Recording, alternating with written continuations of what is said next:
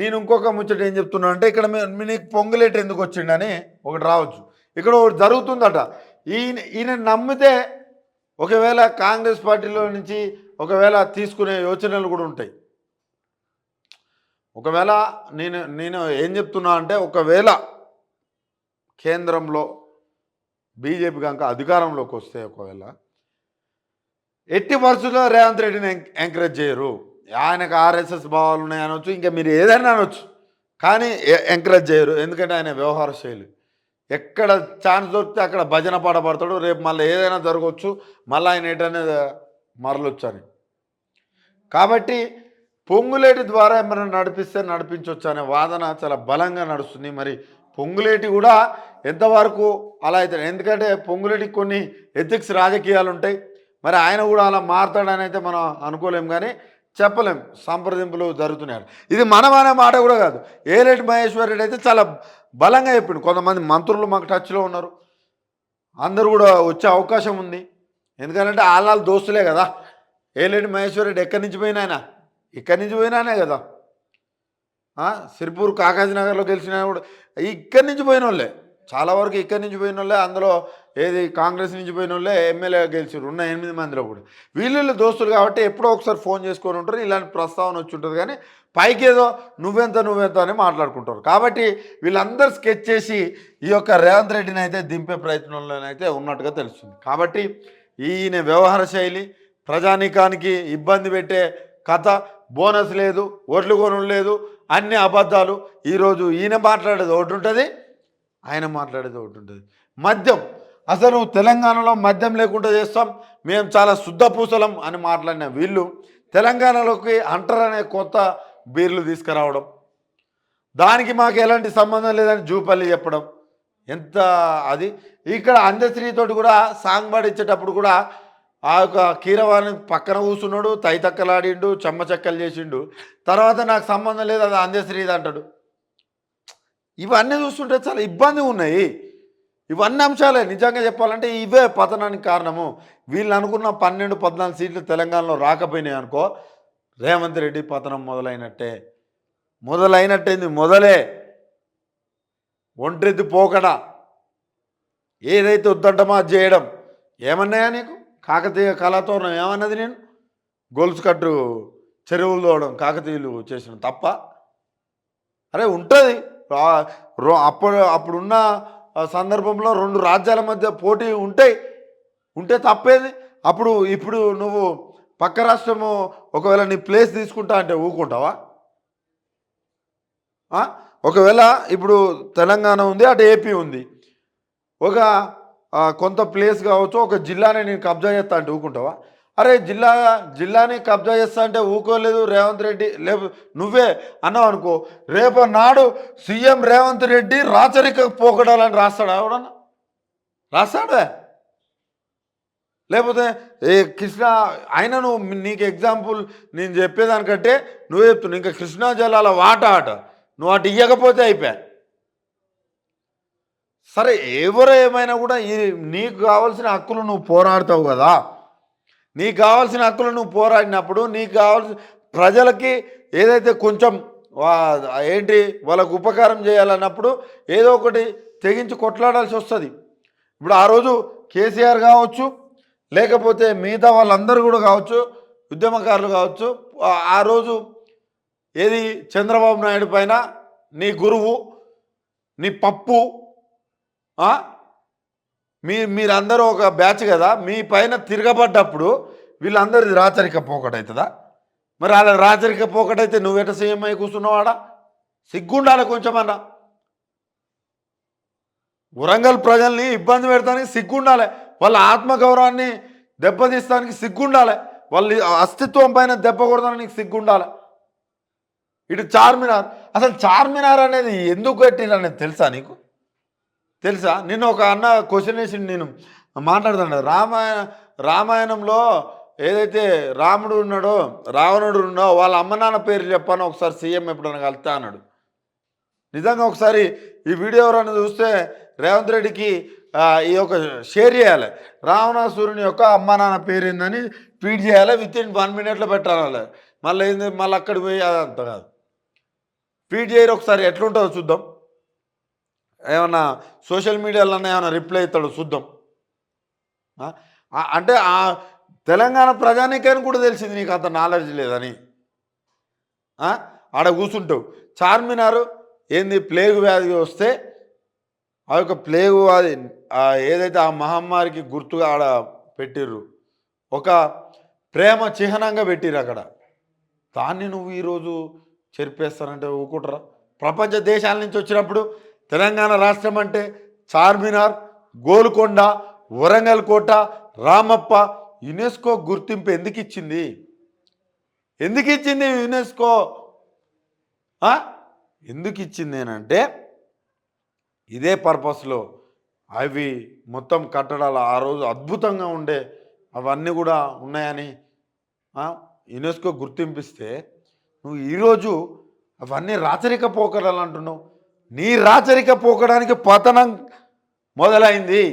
Already ఒక ఎమ్మెల్సీలో దెబ్బ పడ్డది, ఎంపీలో నీకు ఎటుకొట్టినా ఒక 5, 6, 7 అంటే నువ్వు అనుకున్న 12 రాకపోతే నీ పతనం స్టార్ట్ అయినట్టే.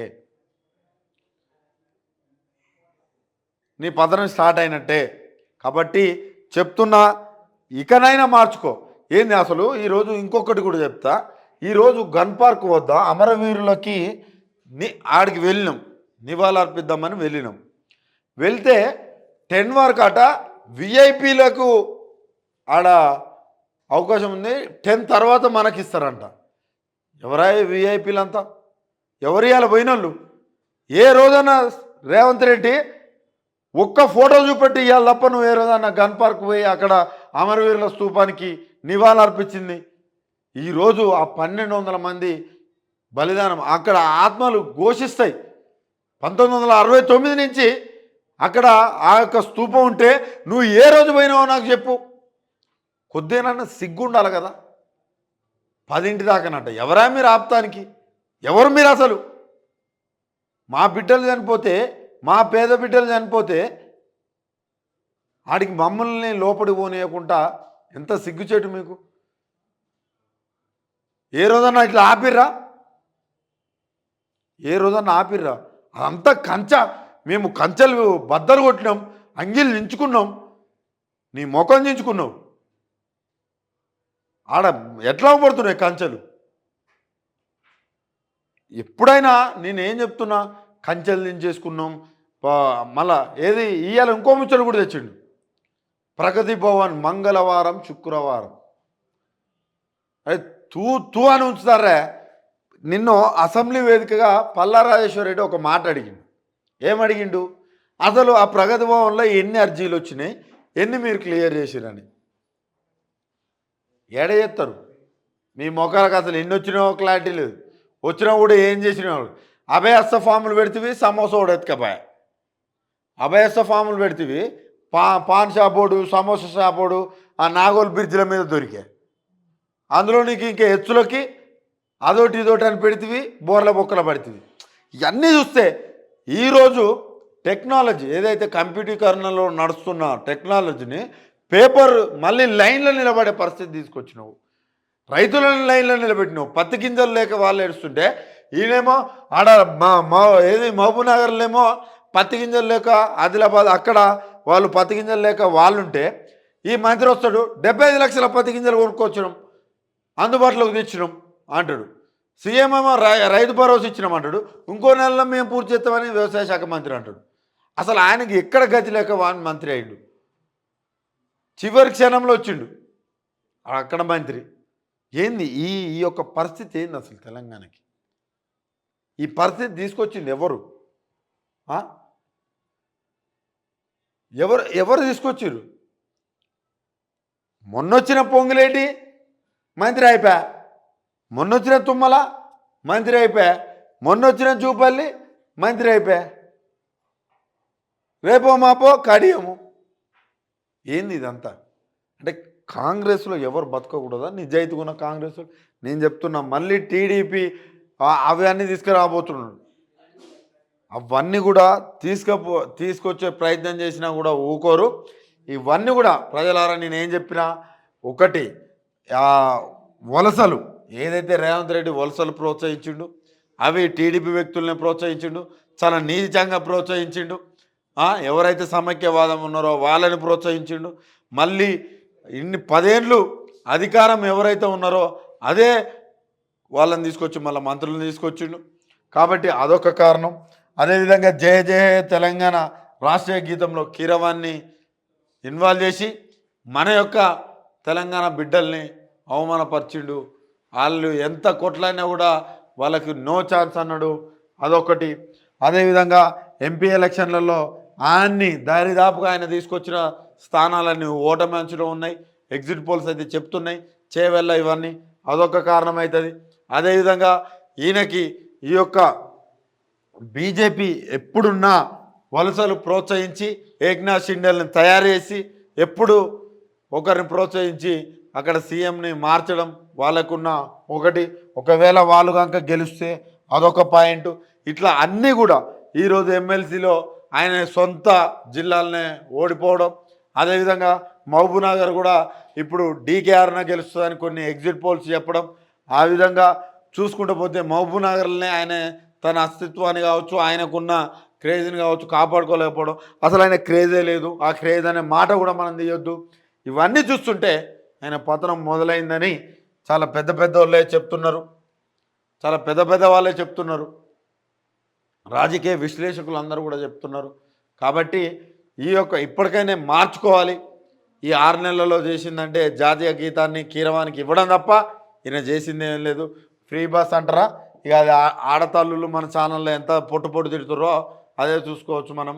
అదేవిధంగా రైతుల విషయానికి వస్తావా, రైతు భరోసా వేయలేదు, రైతు బీమా ఇస్తలేడు, గ్యాస్ 500 అంటున్నాడు, తిరిగి 40 రూపాయలే పడుతున్నాయి, ఇవన్నీ ఉన్నాయి. కాబట్టి రేవంత్ రెడ్డి పతనం అయితే మొదలైనట్టుగానైతే తెలుస్తుంది రాజకీయంగా. మొత్తానికి రేవంత్ రెడ్డి యొక్క పతనం అయితే మొదలైందని అయితే నేను కూడా చాలా బలంగా చెప్తున్నా. ఇవన్నీ మార్చుకోకపోతే, ఇవన్నీ కూడా మార్చుకోకపోతే రేవంత్ రెడ్డి పతనం మొదలైనట్టే. ఎందుకు అనంటే తెలంగాణ ప్రజలు చాలా చైతన్యవంతులు, వాళ్ళు చాలా తెలివికల్ల వాళ్ళు. ఎప్పుడు కూడా ఈయన నేను అధికారంలోనే విర్రవీగితే ఈరోజు ఎమ్మెల్సీలో ఏమైందో రేపు వరంగల్ ఎమ్మెల్సీ కూడా గదే అవుతుంది, ఎల్లుండి పార్లమెంట్ ఎలక్షన్లో గదే అవుతుంది. స్థానిక సంస్థల ఎన్నికలు ఎక్కడికి పోతాయి అనేది కూడా చూడాలి. సర్పంచ్, ఎంపీటీసీ ఈ ఎన్నికలు కూడా ఎంత దూరం తీసుకుపోతాడు, ఎందుకంటే బొక్కబోర్ల పడ్డాడు కదా. మరి చూడాలి. మొదటి డిసెంబర్ 9నే పెడతానన్న సంతకం, 9న పెడతానన్న సంతకాన్ని ఆయన ఈరోజు వరకు కూడా పెట్టకపోవడం, ఆగస్టుకు తీసుకుపోవడం, ఇవన్నీ చూస్తే కదా మరి ఈ ఆగస్టా నెక్స్ట్ ఆగస్టా కూడా అదొక క్లారిటీ లేదు. కరెంటు కోతలు, ఇవన్నీ కరెంటు కోతలు విధిస్తూనే స్టేజ్ల మీద ఏదో మాట్లాడితే, అదేవిధంగా నిరుద్యోగుల్ని అలా చేస్తూ ఏదో మాట్లాడితే ఎవరు కూడా ఊరుకోరు. కాబట్టి ఇందుకే పతనం మొదలైందని అయితే పెద్దలు చాలా గట్టిగానైతే చెప్తున్నారు. చూద్దాం మరి ఏమవుతుంది, రేవంత్ రెడ్డి ఎంతవరకు వీటిని అన్నిటిని అధిగమిస్తాడు అనేది కూడా మనము త్వరలోనే చూడబోతాం. ఇంకా ఎన్ని రోజులు లేదు, సంవత్సరం 6 నెలల మనం వేచి చూద్దాం. ఎంతో కాలం లేదు, చూద్దాం 7 వరకు పోతుందో. మరి ఒకవేళ బీజేపీ కనుక అధికారంలోకి వస్తే ఏమవుతుంది, కాంగ్రెస్ అధికారంలోకి వస్తే ఏమవుతుంది, వచ్చే ఛాన్సెస్ ఉన్నాయా, రేపు ఎల్లుండి అయితే తెలిసిపోతుంది ఎవరు అధికారంలోకి వస్తారో, రేవంత్ రెడ్డి ఎలా ముందుకెళ్తాడనేది కూడా మనం చూడాలి.